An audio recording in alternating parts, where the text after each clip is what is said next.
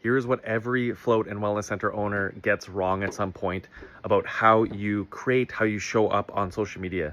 And that is that we get caught up on the vanity metrics, the surface level, the likes, the views, what is the view rate, all of these things that are very surface level. They're very easily detectable, or that we're told, are important. The problem is that the real metrics, the ones that matter to you, the reasons, the ones that you built this center, this business for, the whole why of it all, are not surface level metrics. What you're really doing this for, and what floating does more than so many other things, is the hidden metrics, the depth, the fact that someone can have a completely different life, a completely different feeling in their being, in like how they feel in their body, being pain-free for the first time in years, sleeping well for the first time in years.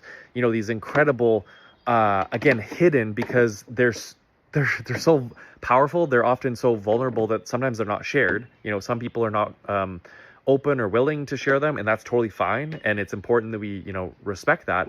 But again, if we don't ask with care for the ones who are willing to share, we're losing all of this true value in the conversation of what's actually going on here. And again, to bring it back to social media, if we're too focused on how many likes is this getting, what are the views, did it go viral or not, that is all BS. Like it doesn't really matter if the depth is coming through. So I encourage you to remember why you are doing this in the first place.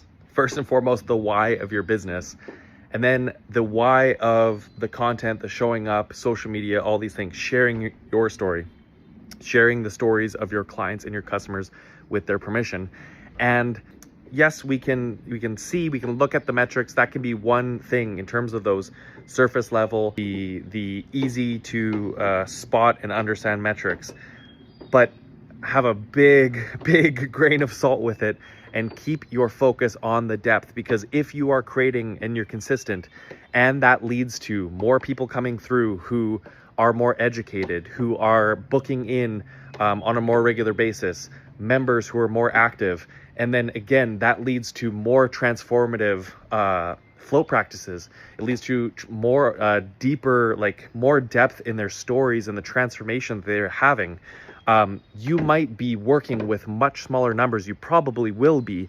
And that's actually a good thing, because we are working with less, but far greater depth, where you can have a greater impact on someone's life